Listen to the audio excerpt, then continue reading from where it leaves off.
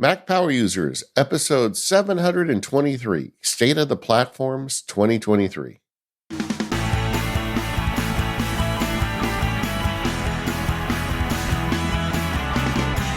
Hello, friends. I'm David Sparks, and as always, joined by my co-host, Mr. Stephen Hackett. Hi, Stephen. Hey, David. How are you? Good. I really like the State of the Platform shows. We started this when you joined the Mac Power Users, and we every year we kind of go through and audit how Apple's doing on the various platforms and hardware and software. And I have thoughts throughout the year about this, but we like to save them for this episode. And today I get to get all that off my chest. That's right. It is a fun episode. I think it's good sometimes to sort of sit back and kind of see where things are, right? A lot of these platforms we're talking about are so interwoven with each other that it's important to kind of take the broader landscape view sometimes. I mean, when you think back to the old days of Apple and they made Macs, right? Yeah. It was so easy. And some, I know, that's a relative term, but I mean, they didn't have to have everything tied to each other. They didn't have to have an iCloud to hold it all together. It was really simple. Like when Steve talked about the Mac as the source of truth, that's a lot easier than what they're dealing with these days. But in exchange, now they're $1 trillion company. So I guess that kind of comes with the territory. I think Tim Cook is fine with that trade-off being what it is. Yeah, exactly. I think so too.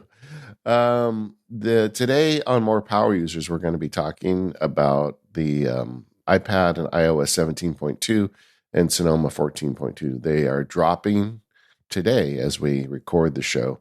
And both Steve and I have been in on the betas. We got some thoughts, and we'll go into that with the More Power Users episode. If you're not familiar, More Power Users is the ad-free extended version of the show. You can learn about that over at relay.fm/MPU. But it is time to take on the state of the platforms.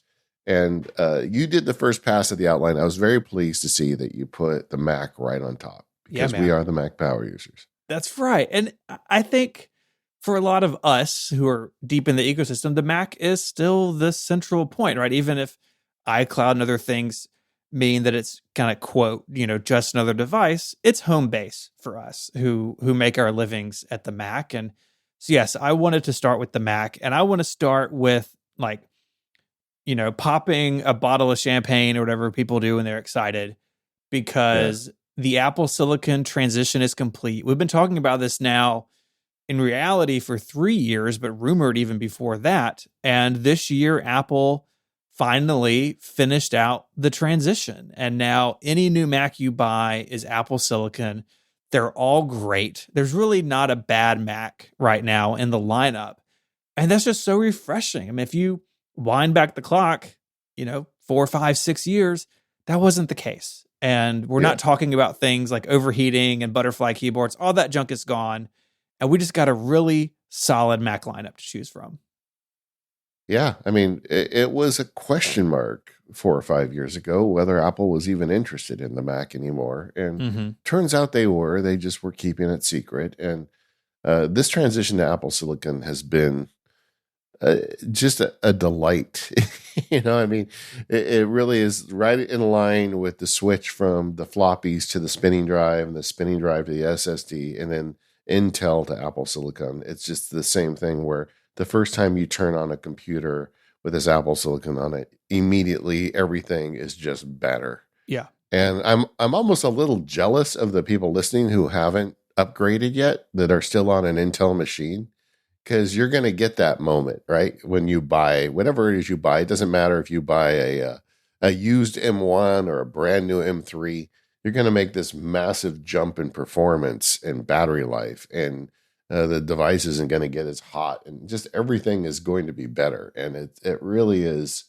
Well, I still smile about it. I don't know. It's just so great because I love the platform, and I love that this is it's like a new lease on life for the platform. You know that the Mac is healthy and good, and it's going to be here a long time. Apple's making this silicon for the big product, the 50% of their revenue product, the iPhone, and this grows out of that. So I don't think it's going to go anywhere. I think the Apple Silicon is going to continue into the future. Yeah, absolutely. This is the course now. And with Apple controlling the system on a chip that powers these machines, a lot of good has come from it, right? Just looking at the pace of upgrades, we are now, as we record this, almost exactly 3 years into this. We had the M1 in 2020, the M2 in 2022, and the M3 just last year. So I don't know if there's enough data points here to say, okay, Apple's going to release this every 12 months, every 18 months. I think some of that's still kind of being figured out. But each of these updates has been solid. We talked about 3 years ago, and you just mentioned it. Intel to Apple Silicon is like a one-time, 4, 5, 6, 10, 12x kind of move, depending on what you do and the details of your upgrade. But if you go from an M1 to an M3, it's still a solid update. Apple has proven 3 generations in that they can do these sort of evolutionary updates that are still meaningful. Now, going from an M2 to an M3, yeah, that's not quite as exciting, but most people don't do that. Most people buy a Mac every 3, 4, 5, 6, 7, 8 years. And if Apple continues on this trajectory where each time it's 15, 20, 40% faster, then that means when it's time to upgrade your M1 or M2, that you're going to, again, get a nice bump in performance for your money. And I've been nothing but encouraged seeing how this new architecture has played out in that regard. It's great. And I don't think they're going to keep up with every 12-month upgrades on the M series chips. I think eventually the Mac may get to a point where we get, every 2 years. And honestly, I don't care. I think that's fine. So long as it's continuing to get regular updates that aren't ridiculous. In the old days of Intel, they were entirely dependent on Intel. And if Intel had a problem, then this wasn't a new Mac this year. You know? Yeah. Now Apple can be very, very, they control their own destiny. And one of the running things, if you listen to the show, I've said this before, but I think that they're going to hit a situation where people are not going to be upgrading as much because these Macs are awesome. And the chip is all consolidated into one wafer, in essence, memory, storage, everything. And you look at the iPad. The iPad has worked on basically the same architecture since day one, and iPads run forever. I talked about this recently, and a listener wrote in and said he's still using an iPad 2. And, so these things don't really die. I think a lot of people are going to be super happy so long as you get enough storage. That's always the caveat. But if you get enough storage, you can probably run these things a long time. And Apple will probably see the increment of time between new Macs get longer, and maybe that'll encourage them to not do an update every year. I don't know. I mean, I'm really just kind of like making this stuff up here. We don't know. It's still a new thing. We don't, but it doesn't matter. My point is it's in good hands. It's going to continue. And one of the things that got a lot better recently is the notebook line. Yeah. I mean, the Mac notebook line was such a mess for a long time. And now they've got basically 2 lines. You can get a MacBook Pro in 14 or 16 inches. And for the most part, you have the same options on both. Or you can get a MacBook Air in 13 or 15 inches. With the new design, they all have MagSafe. The MacBook Pros have a bunch of ports again. And then for the more budget-conscious purchaser, you have the M1 MacBook Air, which does lack some nicer features like MagSafe and is the older design, but still an excellent computer. I've got 2 of those running around my house my kids do homework on, and they're fantastic. And when you go into an Apple store, it's very clear what the lines are, and you can look at them and kind of understand what the trade-offs are. I have questions about the future of the M1 MacBook Air, like when the M3 Air comes out, which is rumored to be maybe as early as March. What happens to the M1 Air? Does the M2 just disappear and the M1 kind of stay the same? Does it get the M2 somehow? Apple's got to answer that question, but I'm not that worried about it because now for the last several years, they've proven that they can have a notebook line that is easy to understand for someone just, walking into an Apple store to buy a computer for their kid to take to college. Yeah, I feel like, the remaining M1 is there because they want to hit a price point, and Apple's probably making a great margin on that now. I would not be surprised if that M1 continues to be sold for another couple of years, because honestly, there's no reason not to. It's a great computer. Even if you buy it a year from now, you're still going to get many years of performance out of it. The entry level M1 Apple Silicon is still very competitive and can run just about anything. Everything isn't rosy though. There's a few parts in the line that we have clearly heard from some of our listeners as problems. One of them is the large iMac. They made a great job of making this, the 24-inch iMac, which Apple seems to be pretty clear is the iMac. It's between the two sizes of the old one. They think that's the right size for an iMac, and that's the iMac that you get. They just updated it to M3. There are listeners of this show who would very much prefer to buy a larger size iMac over a separate display in something like a Mac Studio or a Mac Mini. And that is a need that is not met. It is. It is very curious to me that machine is apparently on ice or whatever. Not coming anytime soon, if at all. What they've done is they've said, okay, the iMac is a consumer machine again. I wrote this piece a while back that I'm really proud of looking at the history of the iMac, and it started as a consumer machine, but basically almost immediately and definitely over time, it stretched to cover basically anyone's needs. And if you add the iMac Pro to that, like a huge range, right? From the cheapest entry-level iMac to the iMac Pro is about as wide of a breadth as you can get in the Mac lineup. And what they've done is nope, the iMac's a consumer machine. And yes, like it will meet the needs of some pros, not me, but some pros or people who just need a little bit more. But in doing that, they don't have a all-in-one solution for someone who needs more. And Apple seems content to tell those people, hey, get a M2 Pro Mac Mini, get a Mac Studio, get a MacBook Pro, like what I've done, and hook it up to a studio display. And in some ways, that solution is better. You don't have the problem of the display and the computer being one thing, and when one dies, the other one has to go with it. It is better objectively, I think, in a lot of ways to have your computer and your display separate. But I'm telling you, I when I first left my job and went indie, I bought a 5K iMac. I ran it for years. And then I bought an iMac Pro and I ran it for years.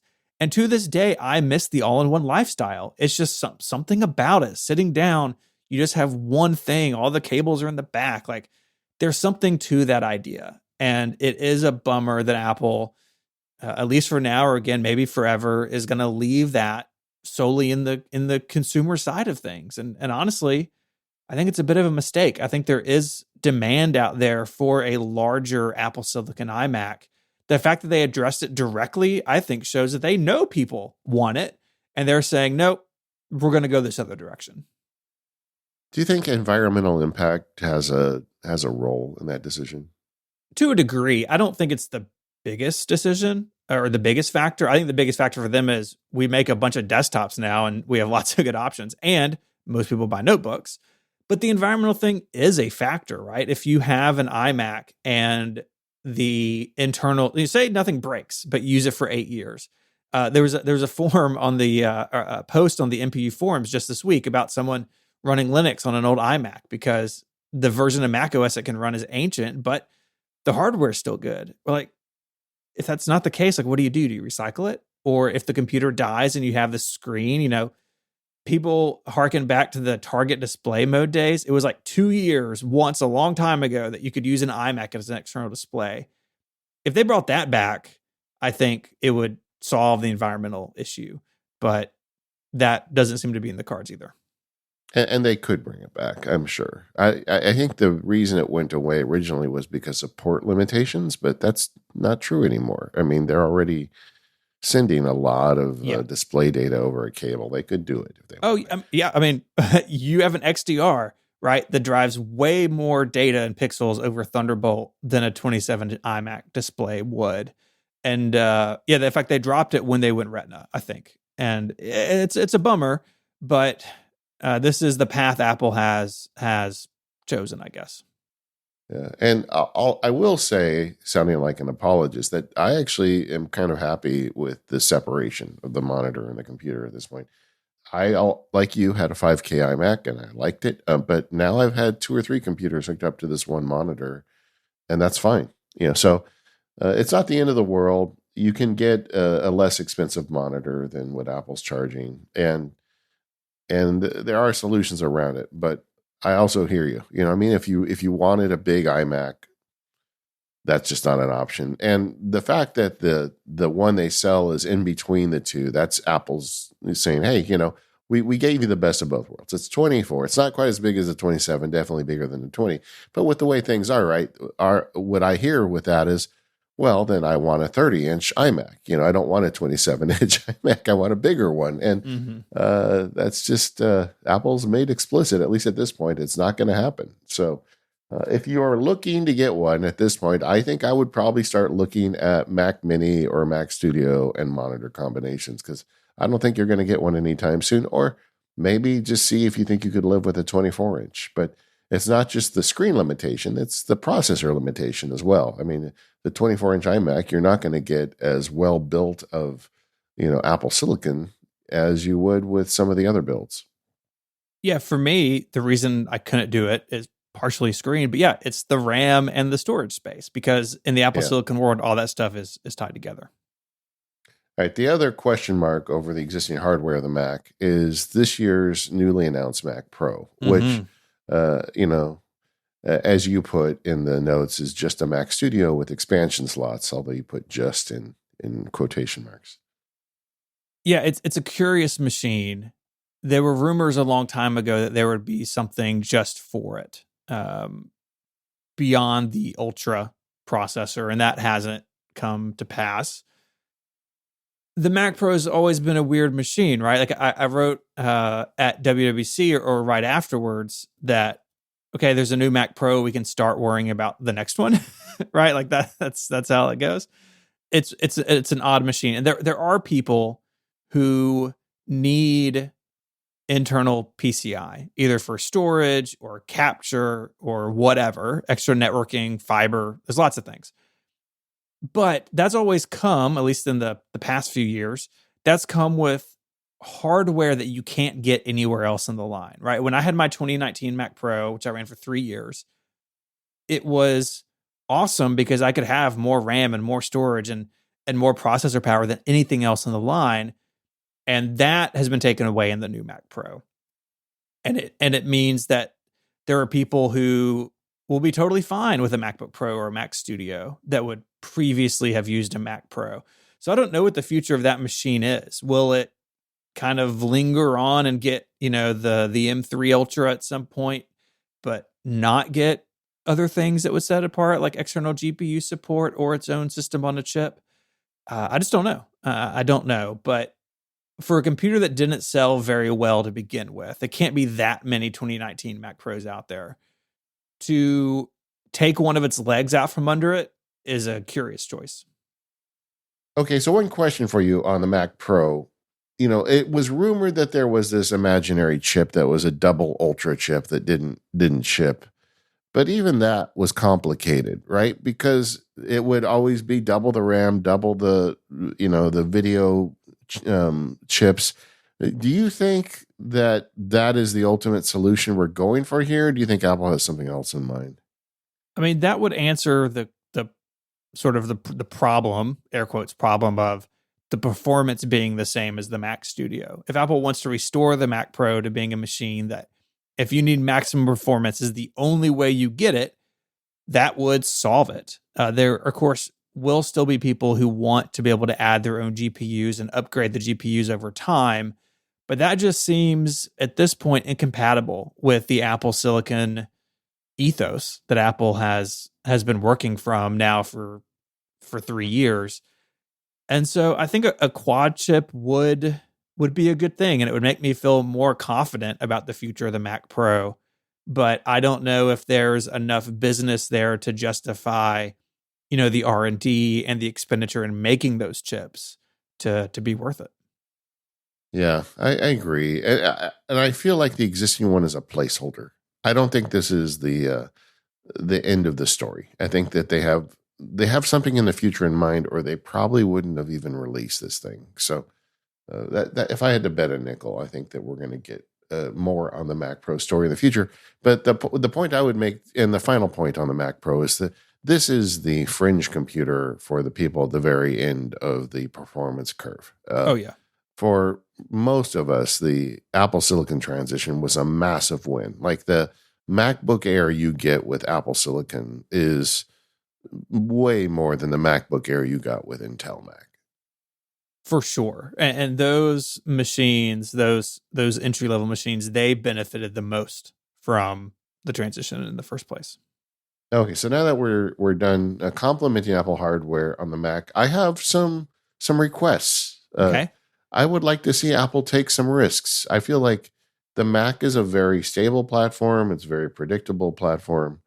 Why not, revisit the idea of an ultralight? The 12-inch MacBook was a great machine, but it had an Intel chip that got hot and the battery died fast and blah, blah, blah. In this world of Apple Silicon, they could make something amazing. Or why not do a touchscreen? Or, that tiltable iMac dream machine of mine where it's an iMac and the big screen, you tilt it down, it turns into a massive, iPad. I'd like to see them take some risks. I would too. I think they've been really conservative through the transition, with the exception of the Mac Studio, right? The Macs we have today are more or less what they were before. And I think there's room for that. I think the touchscreen question is particularly interesting. I think something like a cellular enabled Mac is maybe more likely than touchscreen, but I think both would be welcome. Yeah. I mean, for the cellular, I think it's just a question of them finishing the cellular chip. Apple bought I think it was the IBM, or was it the Intel? Intel. I think it was the Intel Cellular Technologies. And it's no secret they've been working on their own cellular chip for years. It's just not ready yet. I feel like when that's done is when it'll end up in a Mac, when Apple can own that chip. But that one to me isn't even really a risk, right? Yeah. So we put a cellular phone in it or a cellular radio in it. But I'd like to see them try something else too. And I think maybe the problem is it's a big company with a lot of, they've got a lot of units and everything to them is on such a scale. They're like, well, we can't afford to make a little one that's not going to sell in the gazillions. But, you could. You really could. And even if it's a niche little Mac that not everybody buys, it'd be cool that you had it. And that's something I'd like to see them do. Yeah, sort of the return of that, 12-inch MacBook. Years and years ago, we all kind of thought that's where they would start with Apple Silicon. It's like, oh, you could just put an iPhone chip in that thing and it'd be miles better than the Intel Core M that those 12-inch MacBooks were saddled with all those years ago. I think there's room for an ultralight, small kind of sub notebook, but they can't replicate the confusion that it caused last time, where it and the old MacBook Air pre-Retina and the 13-inch MacBook Pro were all within a couple $100s of each other. I think if they do an ultralight, it's got to be distinct from those other machines in a way that is clear to people who are shopping. Yeah, and that's fine. And the 13-inch MacBook Air is probably ultralight enough. But what I was thinking is even kind of bigger. Like, just make something weird that's a Mac that, you guys have labs. You're always testing everything. We've heard that. It'd be cool. I don't know. It's just me. What about software? I feel like this year with macOS Sonoma, it's been a pretty solid year. I mean, how much time did we spend this year talking about Apple's continued focus on productivity on the Mac? And Sonoma really was all about that in terms of the features that it brings, the app updates that were bundled with it. And I'm really happy with that continued focus on productivity. That's what the Mac is for. The Mac is for sitting down and doing your work. And so the better they can make that, the happier I'll be. It is, I think, on the right track. And as the operating system has stabilized and, they dealt with the 32 to 64 transition, and they've done so much work under the hood that now you're starting to see more work on the paint job and the interiors. Mm-hmm. And part of that for me is I feel like a renewed interest in Apple's productivity apps. I continue to struggle with these apps in the sense that they're getting good enough that I consider using them as like my daily drivers because they're really good apps. And there's always a little bit missing for me. I'm a power user. I want some additional features aren't there, but they're not that far off. And I would love to see Apple just to continue to push forward on that stuff and know that anybody who buys a Mac is going to have a great set of apps to run their life right out of the box.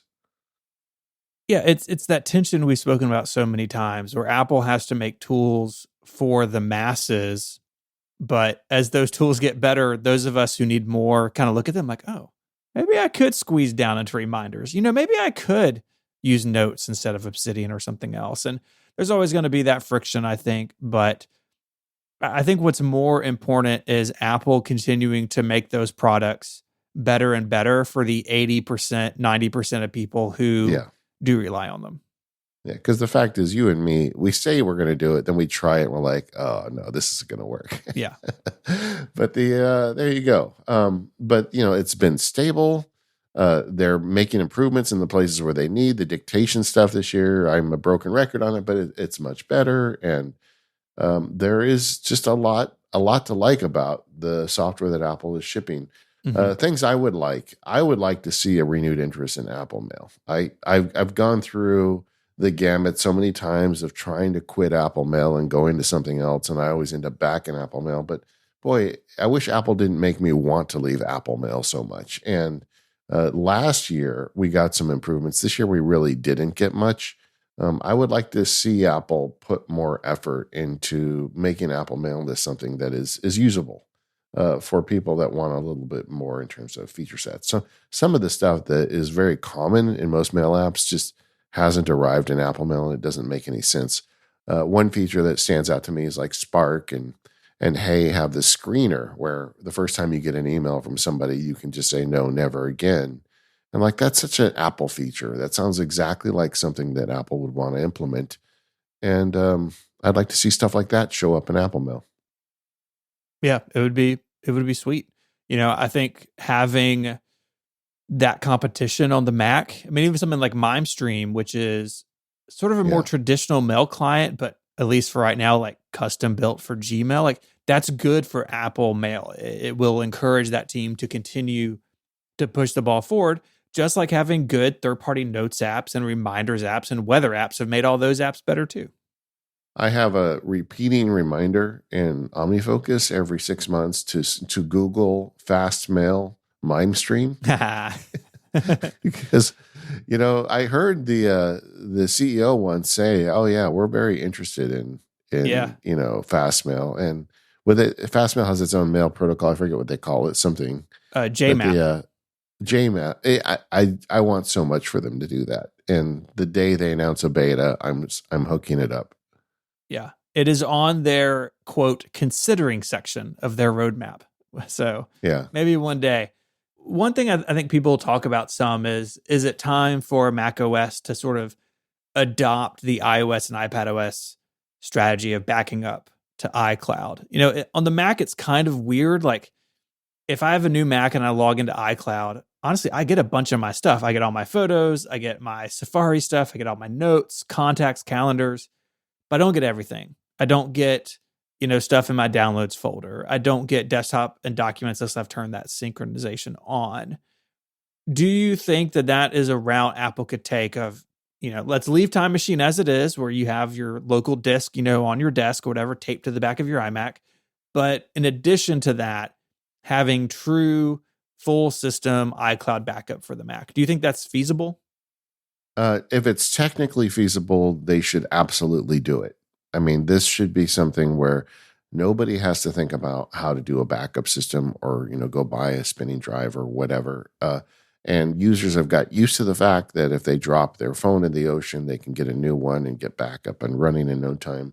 I feel like the Mac should absolutely follow suit. The question in my mind is, there's a lot of data on our Macs. Do they have the bandwidth at their storage centers to like handle something like that? There may be some technical limitations that are holding them up, but if they have the technical feasibility and the available storage to do it, I would turn it on tomorrow. It would be sweet. I mean, I love Backblaze and used it for a long time, but a lot of people are just going to use, first party solutions. And Time Machine's great, but if you're a notebook user, it can be problematic, right? Because you're not plugging that thing in all the time. People may not even know Time Machine exists. So I would like them to have this as an option for people. So some people won't pay for the storage, but for the people who do, I think it would be a really nice option. And Tim, and I know Tim listens to us when he's in the gym. That guy's ripped. Have you seen pictures of him lately? No, he's jacked. Wow. It's incredible. Yeah. So I'm like, Tim, when you're in between pumping iron, just remember that Steve and Dave told you could make more services revenue if you did that. That's right. This episode of MPU is brought to you by TextExpander. Get your team communicating faster so they can focus on what is most important. With TextExpander, your team's knowledge is at their fingertips. Get everyone on the same page by getting information out of silos and into the hands of everyone who needs it. You can share your team's knowledge across departments so your team is sending a unified message to your customers and they're not spending time reinventing the wheel. Here's how it works. First, you store it. Keep your company's most used emails, phrases, messaging, URLs, and more right within TextExpander. And then share it. Get your whole team access to all the content they need to use every day. Organize it by department and expand it. Deploy that content with just a few keystrokes on any device across any apps your team is using. It really is that easy. TextExpander is available on the Mac, Windows, Chrome, iPhone, and iPad. Show listeners will get 20% off their first year. Just go to textexpander.com/MPU to learn more and sign up. That's 20% off at textexpander.com/MPU. Okay, now let's talk about the big one, the iPhone. 50% of Apple's revenue is off one product, and it goes in your pocket. How is Apple doing on the hardware of the iPhone? Man, I feel like a broken record every time we do one of these. iPhone hardware is awesome. Like it is, it's so good. I think they've done a really good job, in particular this year. The 15 Pro and Pro Max they're just awesome. I finally got around to writing my review of the 15 Pro Max.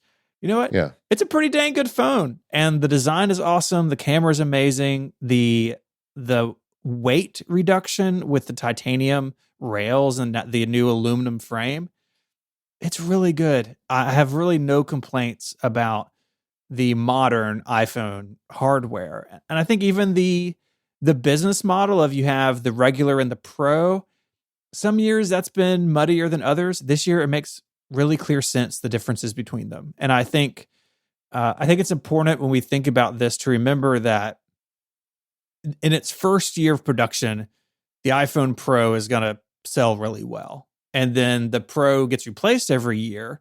But those entry models, the iPhone 15 and 15 Plus, those will be sold in their first year, of course. Of course, there's people with iPhone 15s and 15 Pluses out there. But they're also designed for the people who are going to buy a new phone in 1, 2, or 3 years from now. And as that technology continues to trickle down, the whole ecosystem gets better. I really think they're in a sweet spot with this. Yeah. I mean, there's no question that this is not only the product that gets half the revenue, it also gets a lot of the attention from, Apple. They put a lot of effort into making it great. They've got a great hardware department. Specifically, I feel like some of the hardware allowances they've made in the last few years have been really quite useful.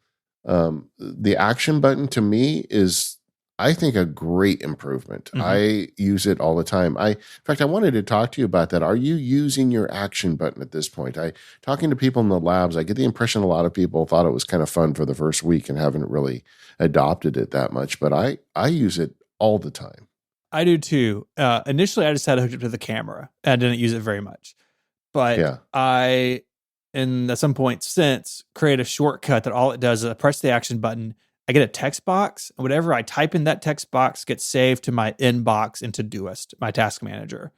And that's fantastic to be able to very quickly pull out my phone or pick up my phone, plug something in, and sit my phone back down, right? And then I don't keep anything in my Todoist inbox. Like if there's anything there, I know I need to file it or just do it or whatever.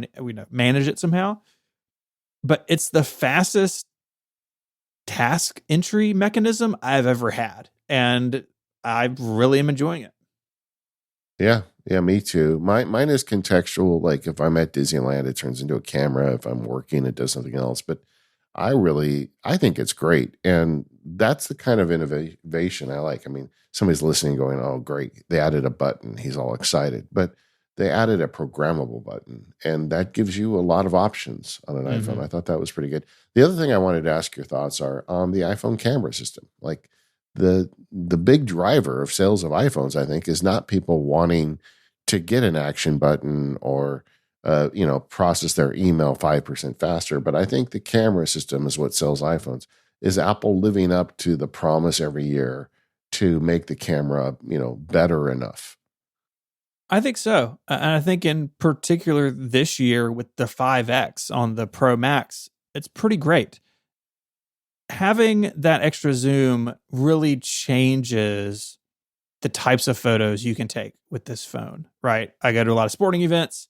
Having the ability to like take a picture of the football field or the basketball court from way far away and it be clear and not be those chunky pixels you get with digital zoom, it's really great. And then having the other sensors be better and better each year, I think it continues to be a reason most people will upgrade an iPhone. Yeah. I agree. I think it's fine. In fact, I find that it's got to a point where I just don't bring the fancy camera out of the house very often. Like if somebody needs graduation photos or something, I will go do a photo shoot of them with my fancy camera. But for everything else, the iPhone is just good enough, and it's in my pocket, as they say. That's the key, right? It's always with you. And I look back through my photo library, and I'm sure everyone does this, right? Like, oh, I took that picture with an iPhone 4. Kind of wish that picture was better. But I wouldn't have that picture at all if it hadn't been for the phone in my pocket, right? Because it was in a situation where I didn't have my big camera or whatever. And there's something to be said for that. And as time goes on, it's harder and harder to tell the difference, especially when you're just looking at them on an iPhone or an iPad, of was this taken with an iPhone? Was this taken with a point and shoot? I can still tell my big DSLR photos apart, but it has grown so much over time that it really has taken on almost all of my photography needs and been just fine. Well, one issue I have is there's always like a difference in quality between the primary lens and the other two lenses, the wide and the zoom. I'm talking about the iPhone Pro, but this would be true on the standard iPhone with the two lenses. But that primary lens always is of better quality, clearly. And as a result, I primarily shoot on that primary lens and try to avoid the others for like pictures I want to really appreciate. I wish that they got to a point where every year each of those three lenses were of the same quality, and I didn't have to think about the quality differences between them as I shoot with it. Mm-hmm. I think it would be pretty cool if all of the rear cameras had that 48 megapixel sensor and all of them could do the cool 24 megapixel thing that the 15 Pro can do. Maybe we'll get there. Maybe that'll be the iPhone Ultra, that rumor that's floating out there that could be a truly high-end, really high-end phone at some point. That would be nice. That even today, especially if you go to the ultra wide, it feels like I'm really trading off some quality for the optics I get. And I would like that not to be the case. I think you're totally right that would be a really nice addition. What do you think of this rumored iPhone Ultra? So for folks not aware, this rumor has cropped up now for a year or two that Apple's working on an Ultra iPhone. So something above a Pro, they've used the Ultra word now in several products, including the watch. Do you think there's room for a third tier iPhone? I do think that there is. I think in particular, if Apple can kind of like the notebook conversation and make it really clear what you're getting for your money and that it's different than the other things, right? If it's just the iPhone 15 or, 15 Pro Max, but tweaked a little bit, I don't think that's enough to justify it. I think it really would need to be a step above what we've seen so far. Just like the Apple Watch Ultra was, right? Like you and I both wear the first generation Apple Watch Ultra, and it's the best Apple Watch I've ever had because the battery life's great, the screen is amazing, the design is different, and I think much better than the regular Apple Watch. So if they can take those things and mix them into the iPhone line, I think it does make sense to do that. I'm just a little concerned when I think about this rumor of like, what if it's just a rebadged Pro Max and it's not really, Apple doesn't really swing big for it. And I think they should swing big with this one if they do it. Yeah, I agree. And one of the problems Apple has is they make a new iPhone and they've got to sell a lot of them. So that holds them up from using some of the better parts because you just can't get them in the quantity they need. So if they made an Ultra iPhone that had the very best parts, but had a higher price, it's going to chase away a lot of people. Maybe they could find a way to, be testing in public, in essence, those newer, more advanced features for future standard iPhones and allow us nerds to get our hands on the cool stuff early. I could see room for it, but you're right. They've got to make it great. And of course, there has to be some element of orange on it. Of course. It's the best. It's the best color for hardcore devices for pro users. Yes. I got the button right here. The button right here is orange on my watch. It's great. Yeah, I love it. I look at my orange button every time. Love that. Funny though, I don't use that action button as much as I do on the iPhone. I don't either. Yeah, we'll get to the watch, but yes, I don't either. Yeah. Let's talk about iOS 17. I feel like with macOS Sonoma, and this goes to what I said in the opening, like a lot of the features are across all the platforms now, and that's awesome. I feel like 17 has been a pretty good year in terms of stability. I think there were some battery life issues early on. I definitely experienced them. I think some of our listeners did too. That seems to be settled down now. I mean, like as we're recording, 17.2 is brand new. And, I assume we'll see 17.3 before too long. But it does continue to be a pretty solid release. I feel like I haven't really had some of the pain I've had in other years. Does it feel like, I just feel like Apple's got more stable across the board with its software lately. And I don't know what internal changes led to that, but that's good. The features that Apple has adding every year, I think Apple's at their best when they go through the process of adding a few features with each major update. And they don't try and like set the world on fire, but they, being Apple, they make a big deal about it. But I feel like those more meager years are some of my favorite. So I'm happy with generally what they're doing. I do think that there is there's a big thing called AI looming over all of Apple's operating systems, where people are starting to use it, and there are genuine uses for some of that AI stuff. I think it can make you more productive if you're smart about the way you implement it. And Apple will probably never call it AI, but there certainly is room for them to expand that into the system more. Mm-hmm. And I feel like the phone would be a great platform for that, to say, hey, little thing that goes in my pocket, do this stuff for me and use AI to make sure that happens easier. And I would like to see them embrace that more into these operating systems. I think the other thing that looms over iOS is legislation around the world to separate the operating system from the app stores, from the payment vendors. As we're recording just yesterday, Google lost the case with Epic, and which basically says Google used their power as a monopoly, tying the Play Store and Play payment services. Now, that doesn't directly apply to Apple, but Apple's going to get shrapnel from that probably, depending on how that case turns out. And we've already seen it in other parts of the world where legislation or legal cases have looked at this issue, with Apple controlling the store and the payment and payment platform, and saying you can't sideload these things. You can't use outside payments. You can't bring apps in from other places. I honestly do not think the way that the App Store works today will be the way that it works in 5 years. I do think change is coming here. And it's just a matter of what that looks like and how Apple responds to it. And that feels like this big cloud on Apple's horizon getting closer and closer to Apple Park, right? I think most of that is probably good for consumers in the end to have options. I think most people, or a lot of people, will still just default to the first party stuff, and that's totally fine. But whatever happens here, these changes will mean real differences for how the iPhone ecosystem works. And I think in some ways, this is maybe the most interesting thing in the next 2, 3, 4 years of Apple's business.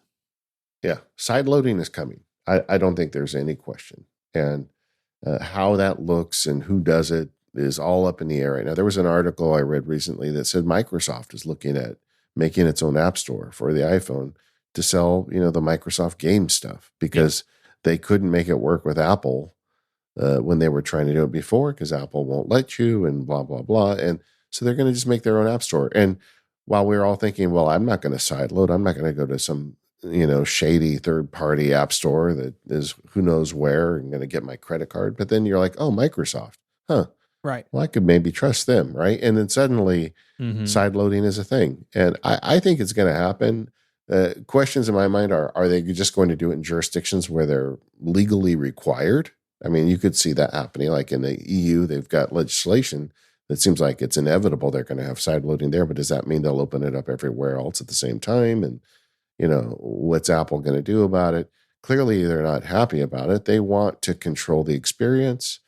They want to control the apps that show up on your device. They don't want, stories. Because what's going to happen when sideloading starts? Somebody's going to make an app that like slurps out your banking information. And that's going to be a huge news story that the iPhone got hacked and blah, blah, blah. And Apple's like, we didn't even control this. We had no chance to stop this app. It came in through sideloading. And the way the news cycles run, I don't think a lot of people will get that nuance. So I understand why Apple's concerned about it. But at the same time, I don't think there's any question it's going to happen. Yeah. Yeah. I think Apple's dug a hole for themselves with the 30% that. Oh, yeah. That's going to come back to get them. Do you think that if they had been more reasonable over the years about that it would have come to this? Maybe. I mean, we've seen them make changes that seem like Apple thinks so, right? Moving the subscription after the first year, it drops to 15%.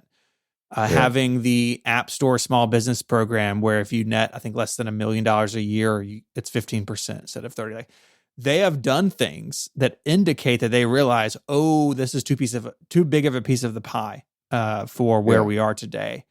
But my guess is that's too little, too late, because once these conversations have started, then they quickly move to the conversation about control. And you mentioned Microsoft. I think even a clear example of how this could work is Adobe. So if you work on the Mac and you have Adobe products like I do, you have the Creative Cloud app, and I go in there and that's how I download, I need the new version of Illustrator, or I need to reinstall the old version of Photoshop, or manage my account, right? It's all in there. And it works seamlessly. Like, it actually works really well. They're just side by side with all the other Mac apps on my Mac. Now, obviously the iPhone is different because there've never been outside ways to get software in. But I do believe that Apple can build the protections into iOS to make sure that that worst case scenario is really difficult or maybe impossible to take place. But I do think Apple is afraid of that bad press. I do also think they don't want to lose the 30%, right? Like their services is where their growth is as a company.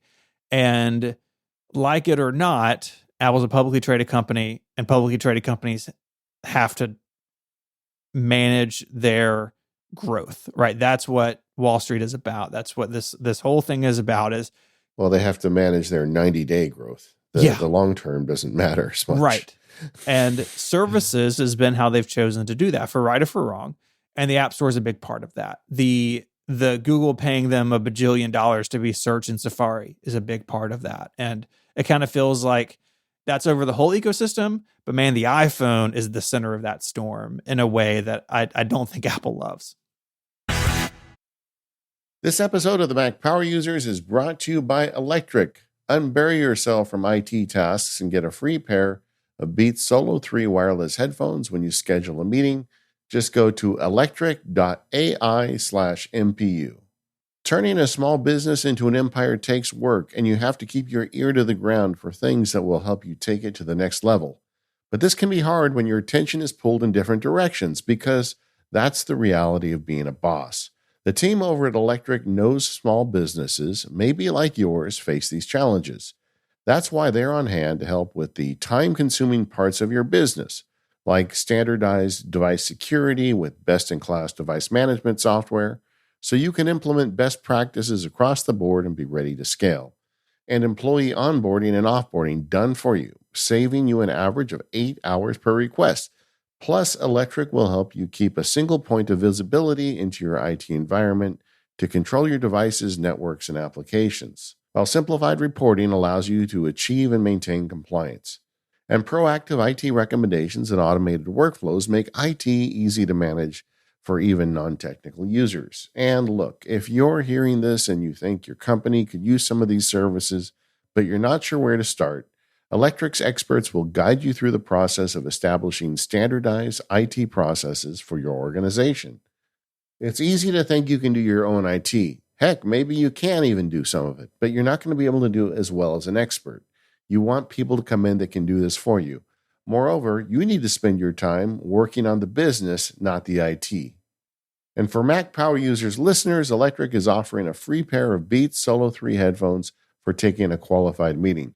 Just go to electric.ai/MPU. Once again, that is electric.ai/MPU. Go there now to get your free pair of Beats Solo 3 headphones today for scheduling a qualified meeting. And our thanks to Electric for their support of the Mac Power Users.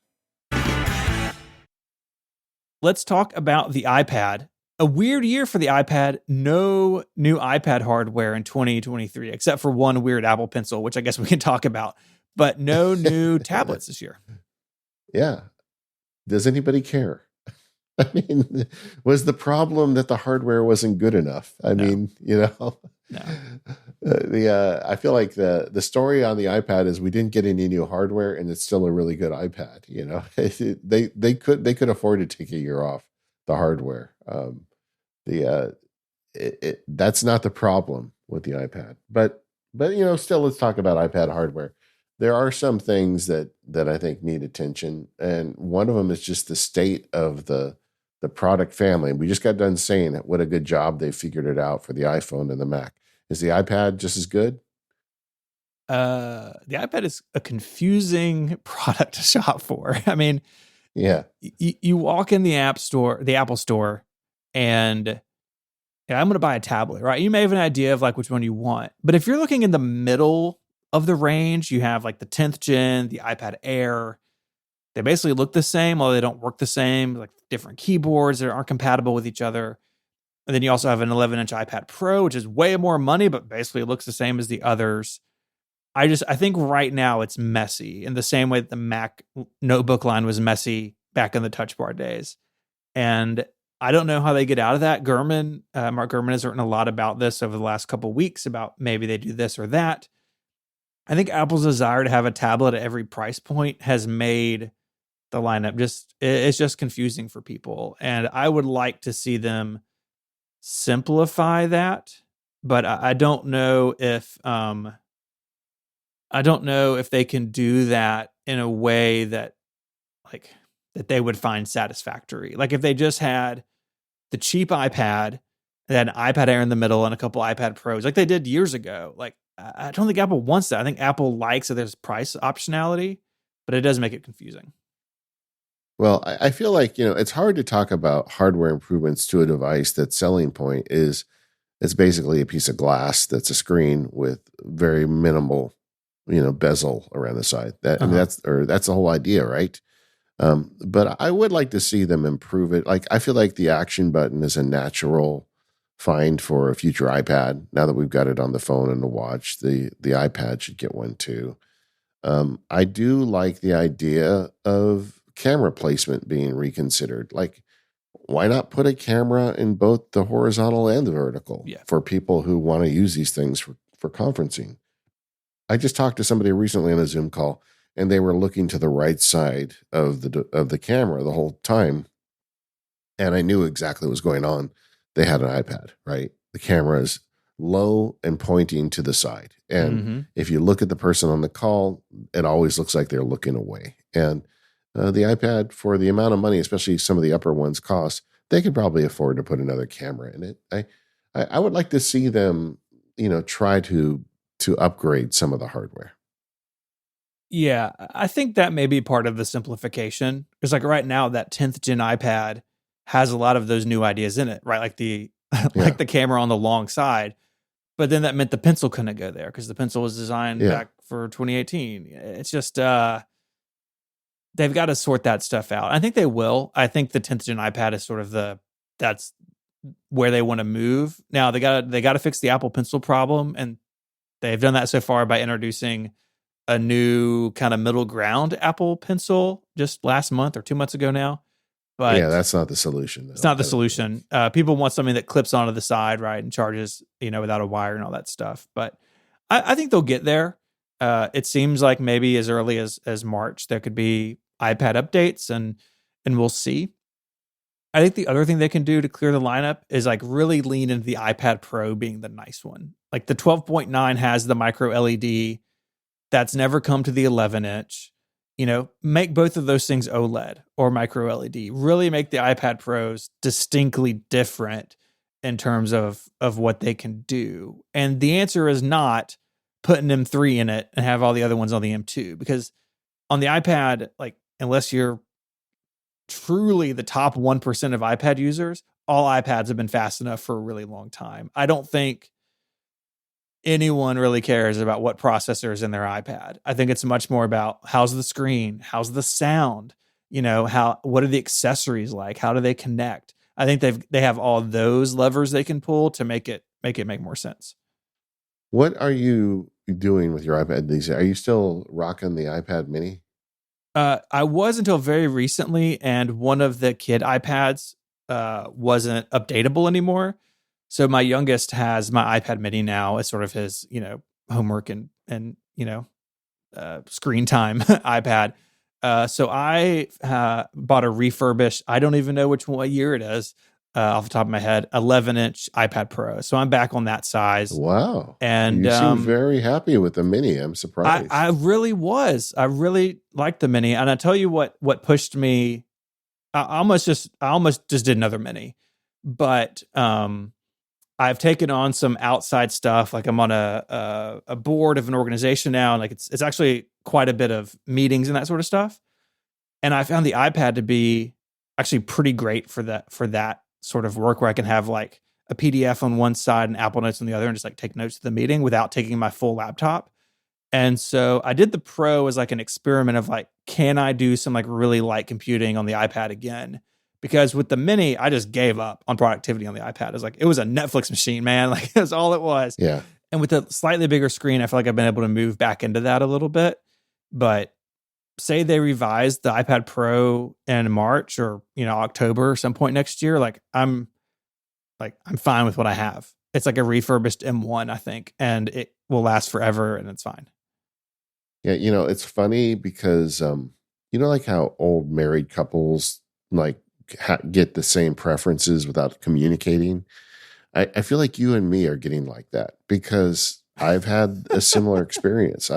My teacher daughter needed an iPad for school, and they weren't going to give her one, so she was saving for it, and she's got a teacher salary, right? I'm like, Yeah. look, I'm going to loan you my Mini, and let's just see how this goes. And if it's usable to you, and I don't really need it, you can just keep it. And that's what you do when your kids get a salary. You don't just give them the stuff. You give yourself a backup, a way out.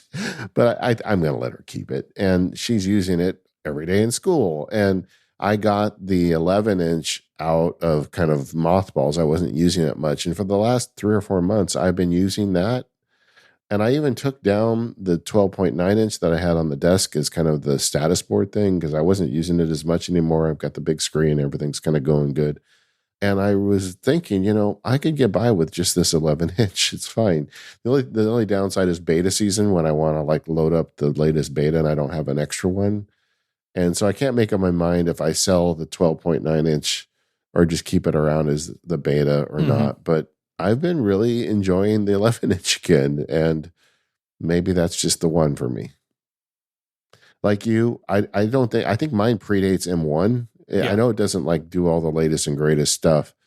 I guess it's telling that neither one of us actually know which iPad we own. Yeah, I decided to like search my inbox, so like Apple Store iPad, and found it. And I bought it refurbished. It's a base model with whatever the 64 gigs or whatever. Like, it's totally fine. And I think that's how most people look at the iPad. And so, like you said at the beginning of this chapter, not having new hardware in 2023, probably actually not that big of a deal if they're taking the time to make it more easy to understand which iPad you should buy.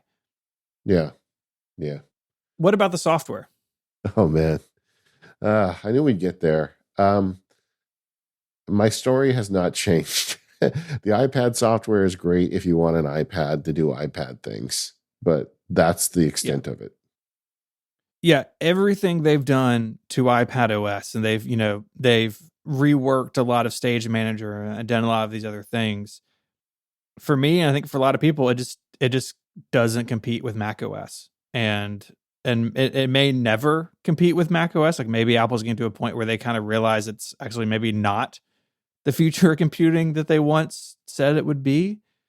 And you said the super smart thing years ago in the 6 colors report card, like, I'm kind of done fighting the iPad. Like, it is what it is, and this is where I am with it. That's definitely where I am too. I'm not pushing on the limits of iPad OS, because anytime I've tried that in the past, I end up frustrated. And when you pair that with, dang, these Mac notebooks are really good now, y'all, like, what's the point? I mean, I don't mean to be dismissive, but for me, my MacBook Pro is so good and the battery life is so long, and that's the perfect mobile machine for me. And so I have sort of, in a way, reconciled to myself, like, you know what, iPad OS is just not going to be what I want it to be, and what I actually want is Mac OS, and I've just come to peace with that. That said, I do all sorts of productive work on it. Like, I keep it in my studio. I've got my fancy desk with the Mac Studio on it, but next to it, I've got a comfy chair. I sit there all the time and read books, and I have my iPad next to it, and I pull that thing open and I open up drafts and dictate long blog posts. The productivity field guide that I'm working on has a book as part of it. It's the first time in a long time I've released something that has a book as part of it, but the book is in Pages at this point. Pages will be where I can export it as an EPUB. I'm adding graphics and whatnot.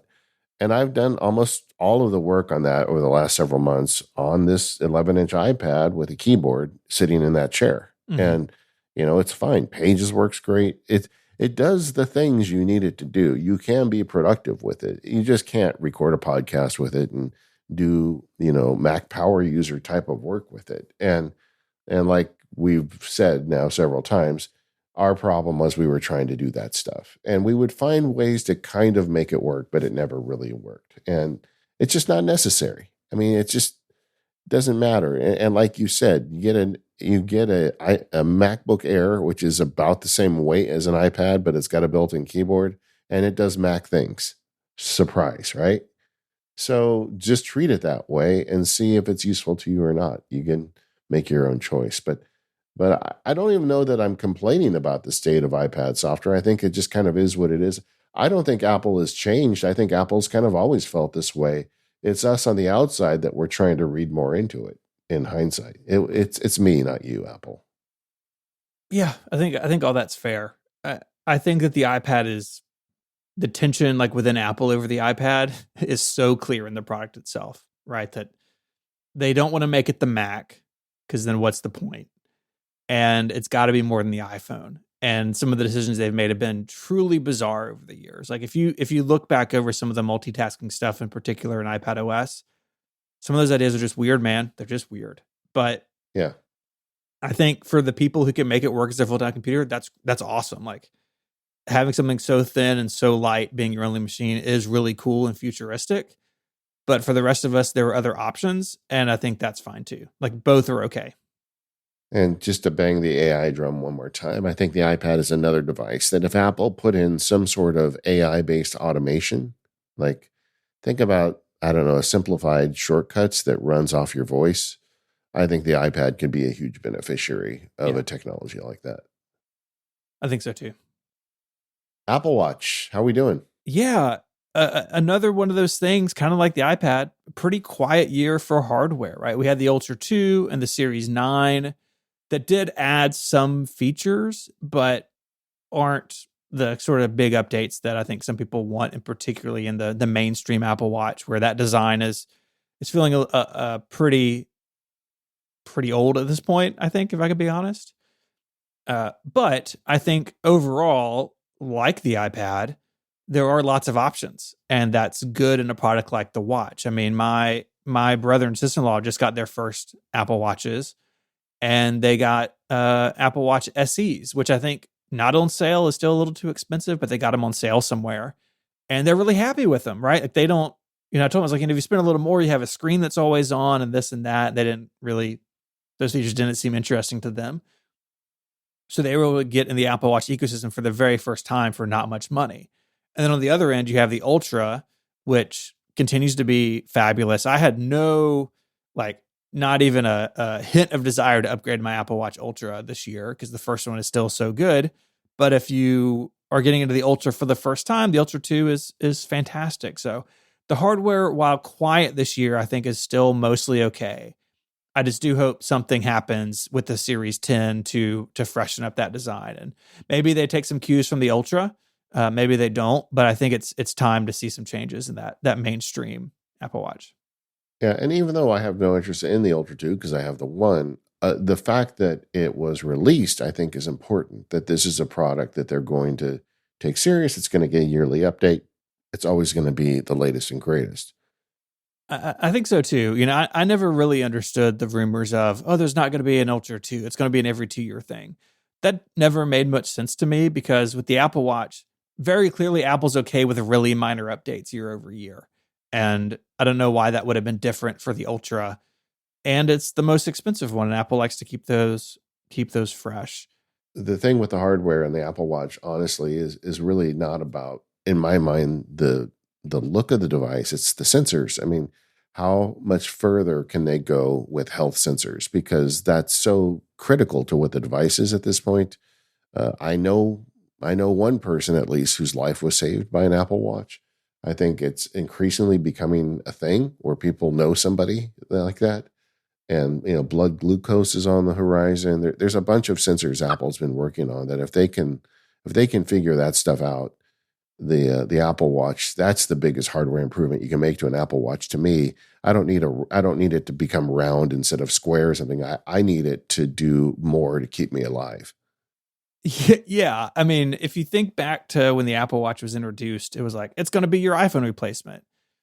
But what it has become, for me at least, is some notification stuff, but mostly health and fitness. And the fact that it can monitor my health in the background, right? Not even talking about exercise tracking, but just the background stuff, right? Tracking my sleep, keeping an eye on my blood oxygen level, letting me know if I'm in an environment that's too loud, letting me know if, hey, your heart rate really doesn't match what's going on right now.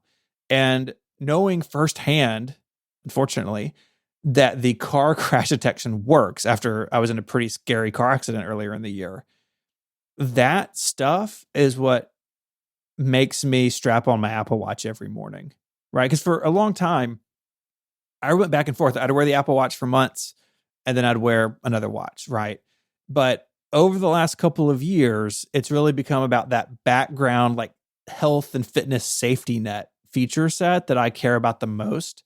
And I think Apple's clearly passionate about that stuff. And it works, right? Like, my car accident wasn't in the middle of nowhere, right? It was in a very busy intersection.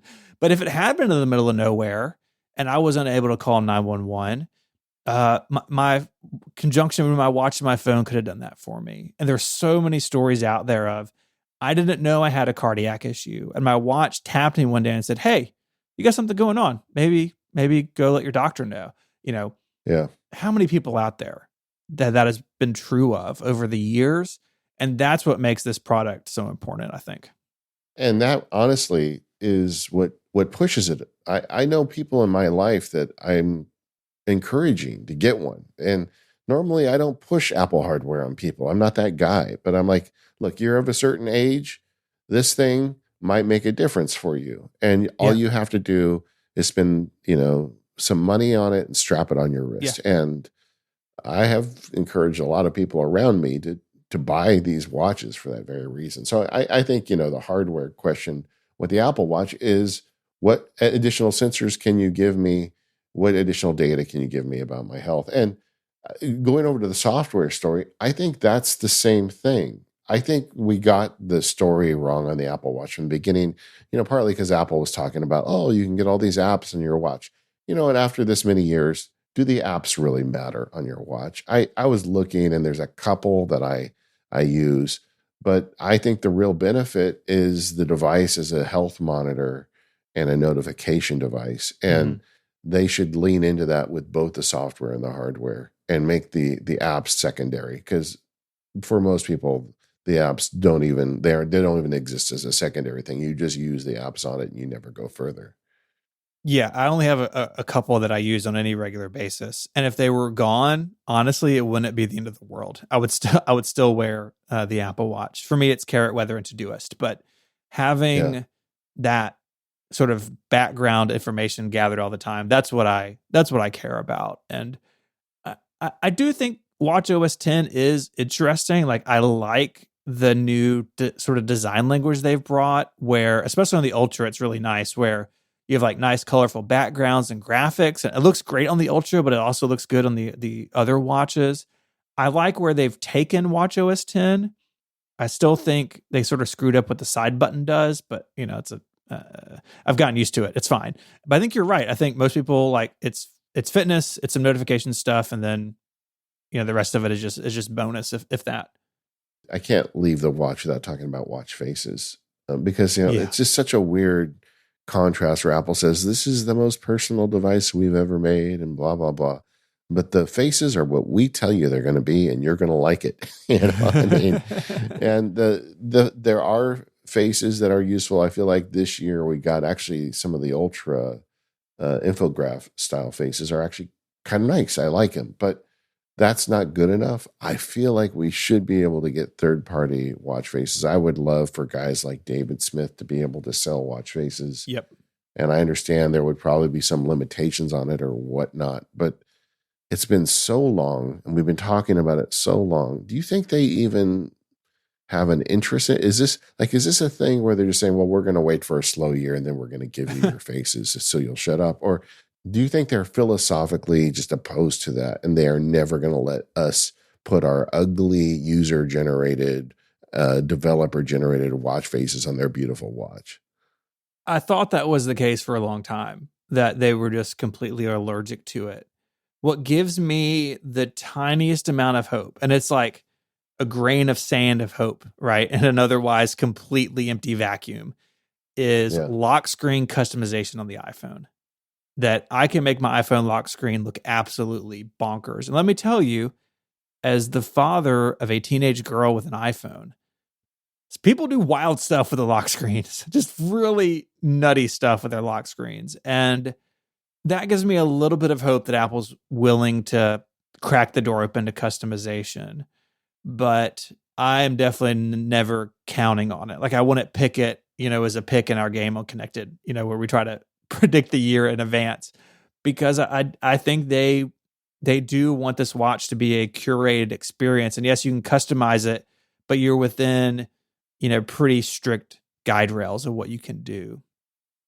It's disappointing and it's frustrating, but your daughter's lock screen, isn't that all Apple stuff too? I mean, you're using the fonts that they've allowed, right? And it's not something that has any third party involvement. Yeah, I mean, other than widgets, right? And you could say that's like complications on the Apple Watch. So I don't think it's going to happen. I wish it would, but I don't hold out much hope at this point. I mean, I would love to be able to even like pay a license fee to some of these well-known watch brands that have these great faces and be able to just have them. When you look at the Hermes bands, they come with a custom face that's really pretty, and like it could be so much better. And I think that would make the watch a more attractive and sellable device, but that's one I will never understand. This episode of MPU is brought to you by NetSuite. If you have a business, you can probably relate to the fact that when businesses get to a certain size, the cracks start to emerge. Things you used to do in a day are now taking a week. You have too many manual processes and you don't have one source of truth. It's never a good feeling when everything in the business is disjointed, too many processes in too many places. You want clarity, and you want one place where all the important stuff happens. The solution to untangling that disjointed feeling is NetSuite. NetSuite is a software company that has developed a cloud-based business management platform to help your team deal with key business processes like enterprise resource plannings, financials, CRM needs, e-commerce, inventory, and more. Look, I own a business. I know if I have too many manual processes, getting work done feels hard, and I can't be as productive or successful as I'd like to be. So if you want to make sure the cracks don't emerge in your business, here are 3 numbers you should know: 36,000, 25, and 1. 36,000 is the number of businesses that have upgraded to NetSuite by Oracle.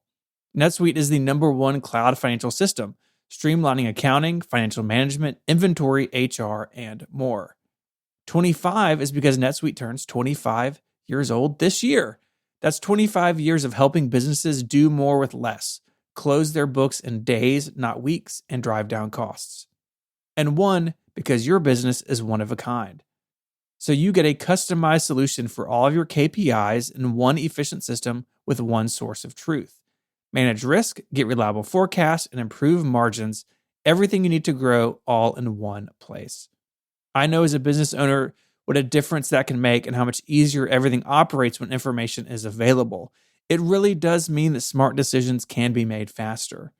So go download NetSuite's popular KPI checklist right now. It's designed to give you consistently excellent performance, absolutely free. Go to netsuite.com/MPU. That's NetSuite, NetSuite, netsuite.com/MPU. Go there now, check out that free KPI checklist, and make sure your business continues to thrive. Our thanks to NetSuite for their support of the show and Relay FM. Okay, what about in the home? How's Apple doing? Let's start with the HomePod. The big one went away with no explanation, and then it came back. Yeah. Problem solved, right? I don't understand the big HomePod, right? It was the only one for a long time, and it was fine. All mine are dead, by the way. I had 3 full-size HomePods. They're all dead. None of them power on anymore. It's very sad. It went away, like you said, and then a new HomePod came out in January or February of this year. That is basically the same. In some ways, it may be a little bit worse. Like I think it's 2 fewer drivers inside, and the colors are slightly different, and that top screen's a little bit different. But it's basically the same recipe as the first one. What's much more interesting to me is the HomePod Mini, because it's cheap enough where you can basically put one wherever you want it and not break the bank. It comes in a bunch of fun colors. I got 2 orange ones here in my studio. I love that they're bright orange. Love it. I have a yellow one in the garage. I have a blue one in the kitchen. I think it's so much fun. But the bigger picture of the HomePod is still a bit of a mystery to me. Like, okay, Apple has these speakers. You can do these things with them, but they don't really seem that excited about it. And I think the biggest change they could make would be like having a HomePod with a screen, which I think a lot of people want. I think that'd be fantastic, especially like in the kitchen. But is that something they want to do? Is it something they think there is a valuable market? Even if they did it, it's going to be way too expensive to make it feasible for most people. So I just don't know. Like, I don't know what Apple thinks about their own home products, and I find that a bit weird.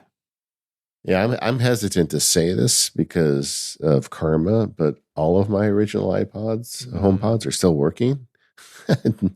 I've just had really good luck. I've got one in the shop that's got sawdust on it all the time and works fine. So far so good. But yeah, I mean, I guess the question is this like an iPad situation? Apple just wanted to make a semi-smart speaker that sounds good and is easy to use with your devices. And if that's what they were aiming for, mission accomplished. But I guess what all of us are thinking is like Apple could do more with this. They could make it better. And with their whole ecosystem, they could make it a lot better. And I think there's something a part of us would love to see them do. Like, what if they turned it into like a home Wi-Fi system and, like you said, put screens on some of them and just really kind of did the Apple-y thing of making a really good version of stuff that's out there but isn't particularly good right now. Mhm. And I don't know if they have any interest in that. I feel like they probably don't. One of the things that was discouraging for me was the After Steve book. There was a segment in there about home speakers and how they kind of had a kind of a meh approach to the whole Amazon arrival into that idea of a smart home speaker. And this was an on again, off again product, which they eventually kind of begrudgingly seemed like they decided to go ahead and make. Yeah. And that's not enough. Like I feel like this product needs an advocate that's high enough at Apple to make them do something awesome with it. I think they're totally capable of doing something awesome, but I don't see any signs that they're Mhm. interested in it.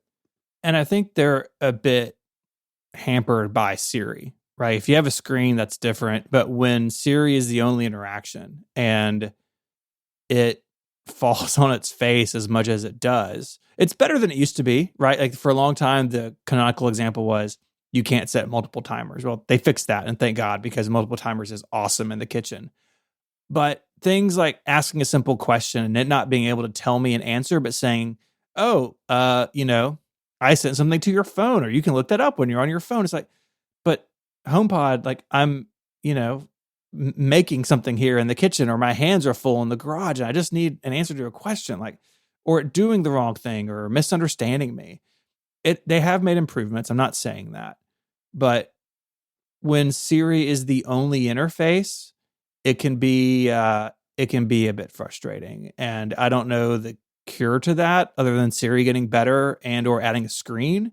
But I think that does limit what these devices can do. And I think for some people it turns them off where they're not even really going to seriously consider it because they think Siri is worse than it is. I think Siri does have a pretty big reputation problem, and I don't know how Apple ever gets around that. Agreed. I want to talk more about Siri later, though. I feel like we need to talk about the state of Siri. Okay. As a separate discussion. But I'm with you. I think the HomePod Mini is probably a much more popular product, and it seems to reflect more attention. Although I really like, just want to put in a word, I like the big iPod HomePods. I have 2 of them in the studio, and they are on constantly. As somebody who has tinnitus, I always want noise, and these things are great for that purpose. And they sound awesome. I mean, the big HomePods really do sound good. I think the minis sound pretty good for the money, but the big one is something pretty good. And when you pair a couple of them together, your thunderstorm sounds like is enough to scare the dog, right? So that's pretty good. Apple TV, what about that? I think from the hardware perspective, it continues to be overpowered and overpriced. Like you can get something that does basically all the same stuff for a lot less money from basically anybody else. That's made even more true by the fact that Apple has shipped the Apple TV Plus service and things like AirPlay to a bunch of other set-top boxes and even TVs. Like my LG TV has AirPlay just built in natively, right? A lot of TVs do now. So the Apple TV itself, like the box you buy, I think is less and less of a compelling offering if what you want to do can be done elsewhere. And I think tvOS, and there are big changes in tvOS 17.2, which that's brand new and I've not experienced. So I'll put a little asterisk here that maybe tvOS 17.2 has fixed some of this stuff. But in general, tvOS still feels a little bit lost to me. They're trying to drive you into the TV app and that being the hub for all your content. Well, that's only great. That only works if the content you want is in there and Netflix isn't and some others aren't. There's still this weird mishmash, and this has changed in 17.2 of there's like a store, you can still buy stuff versus streaming, and it's not always clear like what is where, and it just feels like they're trying to herd cats with the tvOS interface, and I'm not sure it's doing a great job of it. Well, I mean, and that's the problem, right? They are herding cats. Yeah. It's people whose other control their own content and make their own decisions about what they think's best for them, and tying into Apple's search everything may not be in their best interest. So they're not going to do it. My feeling is like, if you're going to sell something that has better hardware than your competitors, then give me a reason to want that better hardware. And it's a weird spot because it's not as powerful as like a high-end gaming system. So you're not going to get, what they call Class A games on the Apple TV. But at the same time, it's definitely more powerful than, a $30 Roku box. And Apple does have the ability, if they put the effort into it, to give you a superior experience or maybe some superior apps that would allow you to take advantage of that hardware. And they also have access to the ecosystem that Roku doesn't. Like, I was looking at my Apple TV thinking, wouldn't it be great if when I wasn't watching TV, it could tell me where my kids are and have the camera for the front door open, turned on so I can see if somebody makes a delivery, today's weather, kind of a status board thing. And they have put things like that together. There are widgets. You don't have to write me. I've tried them all. There are third-party apps, but we need a first-party solution to this. Take advantage of that hardware to make something really cool. Like, the Panic made that status board so many years ago that they gave up on. But I feel like Apple could do something really interesting with that hardware, with a screen in your house, and it could be a very customizable experience, and it could be kind of awesome and make you want to buy Apple TV hardware as opposed to the $30 box.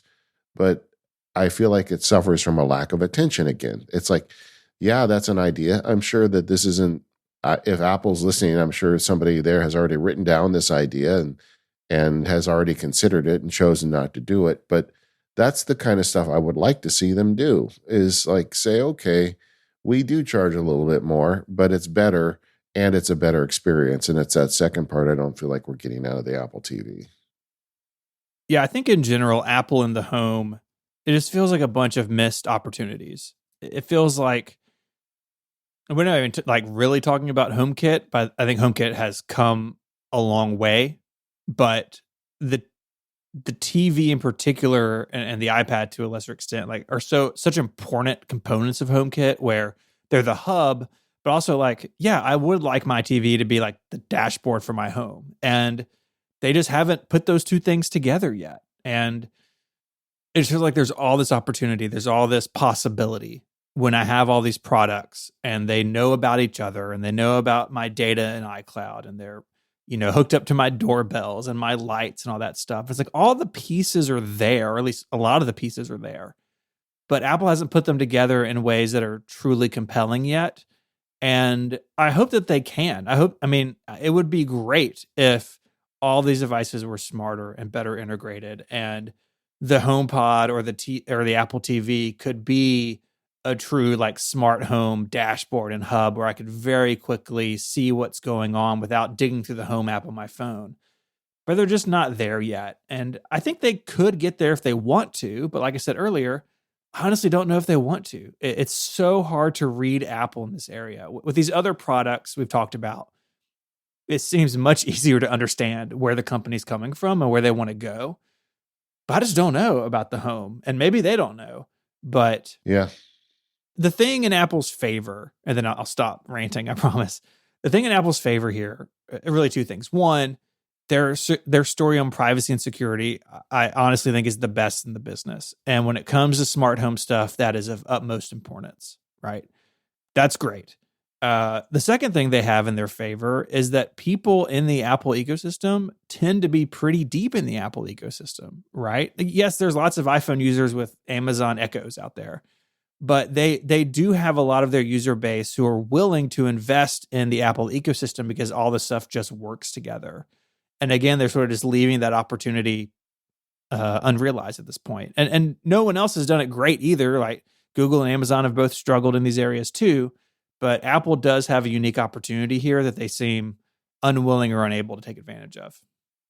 Yeah, and just to kind of last point on this, look at the way everybody lost their mind over standby mode with the iPhone this year, right? Yeah. You put your phone on a stand, you turn it sideways, and it turns into stuff. And then you combine that with now the universal use of widgets throughout all of the Apple ecosystem. You can put a widget on your Mac desktop. You can put a widget on your phone. You can put it on your iPad, whatever. I mean, it just seems like such a no-brainer to have your Apple TV go into a standby mode, customizable widgets. There's just a lot you could do with what they already have. All you have to do is glue it together. And I know I'm simplifying that, but at the same time, I don't think I'm simplifying it that much. It just seems like a no-brainer. Let's talk about services. That is a growing component to the Apple ecosystem, and one that we said earlier is very important to Apple. I think the basics of iCloud have had a pretty good year when it comes to the syncing of your everyday data, calendar, contacts, notes, Safari, etc. I know there are examples out there of people being burned, right? I totally understand that. But having used these services since the .Mac days, they're better than ever. And it really has been a long time since I've had anything catastrophic happen with those basic iCloud services. Now, there's some that I don't use, right? I don't use iCloud email because the spam filtering is not powerful enough for what I need. And also I want to use MimeStream. So I've just consolidated around my Gmail address. I don't use all those services, but the ones that I do use, and to Apple's credit, it's very easy to mix and match them. I feel like those basics, that infrastructure part of iCloud has really come into its own over the last several years. And I feel like they've kind of got it figured out now. I think that the old story of Apple being bad at cloud services, I don't think is true anymore. Yeah, agreed. I mean, but this has been democratized. A lot of people can do cloud services good now. At the beginning, it was Google. That was it. But But now a lot of people do it, and a lot of people roll their own sync for their software, and it's not a problem. And those are table stakes, and they're doing fine on that. If they did bad at that now, it would be that would be a super big black eye, because small companies can do it. $1 trillion company should be able to do it. I mean, I just don't think it's a problem. What about the iCloud Plus services and just kind of the general growth of all of that? I feel like they've done a good job of developing a menu of things to choose from. I am definitely aware that this is a revenue thing for them as well. It feels like a revenue thing, and I guess that's just the way it is, and I shouldn't be too hung up on it. But I do think that's a part of it. It does feel a little icky sometimes with the incremental price increases and the fact that they still give you almost no free data. Yeah. I wish that would get better. Me too. I mean, looking through the iCloud webpage, some of the iCloud Plus stuff, which is basically just when you pay for iCloud now, some of the branding around iCloud is a little confusing, but some of the stuff I am not using, nor do I have any real interest in using. Things like the private browsing deal, right? Where all your data is it's kind of like a VPN, but not really like a VPN. I had issues with that early on. Private Relay, that's what it's called. Yeah. And I haven't really revisited it. Hide my email is really cool, but I can tell you, as someone who's been burned by this 3 years in a row, if you use Hide My Email, sometimes you have issues on the other end. Me getting in touch with my Kickstarter backers has proved difficult with Hide My Email. And HomeKit Secure Video, that's really cool if the cameras you use support it and you don't need something it doesn't offer. And so I feel like most of these things are good. I'm not sure they're all great, but also how does Apple draw the line between what's paid and what's not? And I think some of those things, to your point, definitely feel okay, this is something that is here for the bottom line. And that is a little frustrating. Yeah. I want to talk about Siri. Yes, please. Okay. So generally, anybody that listens to our show knows that neither one of us are particularly happy with Siri. Uh, I will say in the last year, Siri dictation has improved dramatically because they went to a transformer model. The underlying engine is different and it is a lot better. When I was talking about earlier about how I write blog posts in my comfy chair with my iPad, well, I'm not using a keyboard for that. I just talk, and it's a great way to get a first draft in, and it's easier now than ever. So Siri got better that way, but the underlying logic and just general operation of Siri is still extremely vexing. Like, I was in the car the other day. I have a playlist called Yule. You guys know because I've given you the link. I've shared it through the show. And I just wanted it to play my Yule playlist. And I push the button on the steering wheel, play my Yule playlist, play the Yule playlist in music, play playlist called Yule. And like every time I got a different song from some artist that had nothing to do with jazz.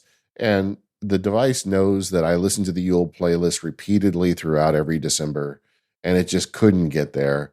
And it's like that kind of stuff. And my wife is just laughing at me in the passenger seat, like Mr. Apple guy and his stupid computer that can't even like understand him. And I feel like this stuff has got to end. I mean, at some point, and it's just like the Apple Watch faces. It's been going on so long that I don't even know what to say anymore. At this point, I'm just hoping, I've got like the AI Hail Mary now that I'm thinking about. Like you read that Apple is talking about putting a bunch of AI improvements into shortcuts with the next release, and that we'll see this June, with the next iOS version. And somehow that's going to, just like AI kind of fix Siri dictation, that maybe it can fix the voice automation stuff. But that's what I'm counting on, because I don't have any faith that the traditional means of fixing this are ever going to happen. Yeah. Was that a rant? I think I just did a rant. I'm sorry. No, it's fine. I mean, look, we're many, many years into this technology with Apple. It should be better. People at Apple know that, right? It's not a surprise to them.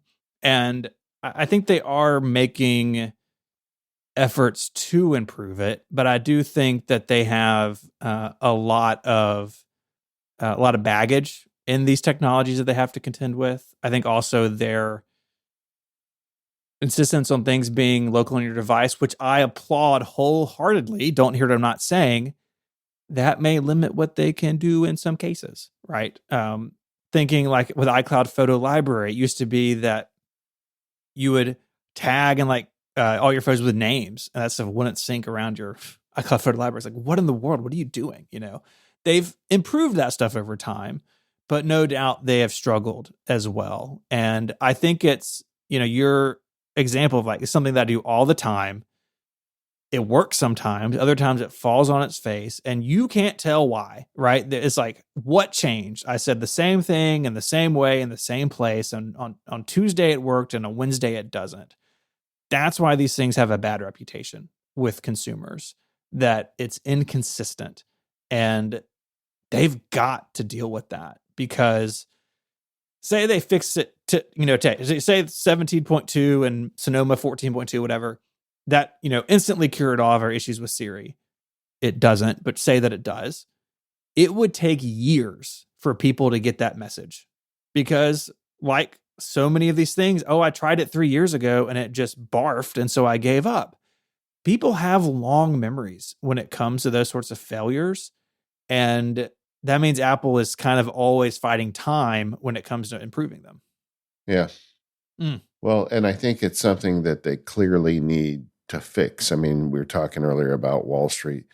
People are paying attention now to how smart your devices are and what you can do. And Apple does not have a great reputation for this, and they need to be putting effort into it. Now, if you read the news and the rumor sites, they are putting a bunch of money and time into this stuff, but I feel like it needs to show up in the devices this year. And it really should have showed up in the devices years ago, because it's embarrassing that this stuff is no better. I mean, this stuff premiered when Steve Jobs was still alive, and it still feels to me like it's in a lot of ways not much better. Yeah, I think you're right. I mean, like earlier when you said multiple timers are awesome, I'm like, we should not be enthusiastic about multiple timers in 2023, right? You're right. You're totally right. Either way, yes, Siri, please get better. Please get better. All right. Overall, how's Apple doing? Just overall, what's your take? Overall, I think Apple had a pretty solid year. I think that they continue to struggle in the areas they've struggled in before with services and Siri, all the stuff we just talked about. I think their biggest upcoming battle is legislation or pressure that's going to separate the App Store from the platform from Apple's payment gateway stuff. It'll be interesting to see what they do with that. But the core stuff at Apple, the hardware and the software, the devices we pick up and use every day to connect with people to do our work, in general, those are the best they've ever been. And that's all I want, right? Like, the other stuff's important, and like I would like them to make improvements to those other areas. But at the end of the day, these things are tools. And as long as those tools are doing their job well, then I can give them some leniency in other areas. And for me, at least, and I think for you, I think for a lot of people, like my needs are being met by the Mac and the iPhone and iPad and the Apple Watch. You know, those products in my life that I use every day. And that's impressive, and that it's been so good for so long in so many areas.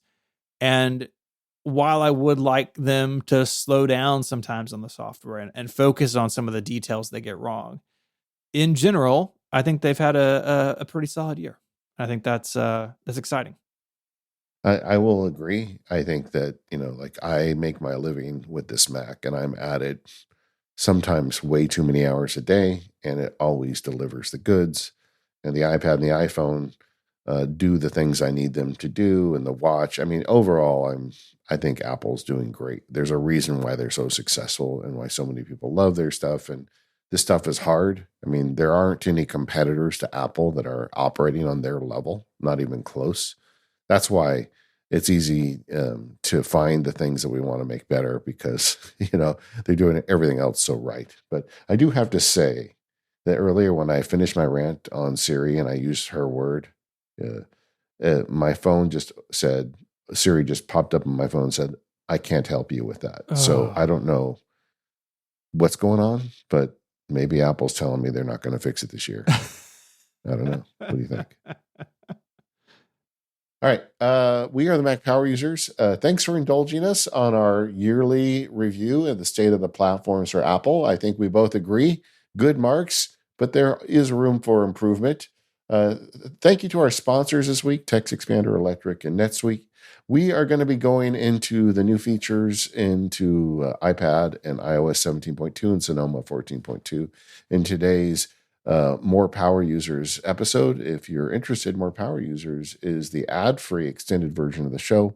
You can find out about it over at relay.fm/MPU, and we'll see you next week.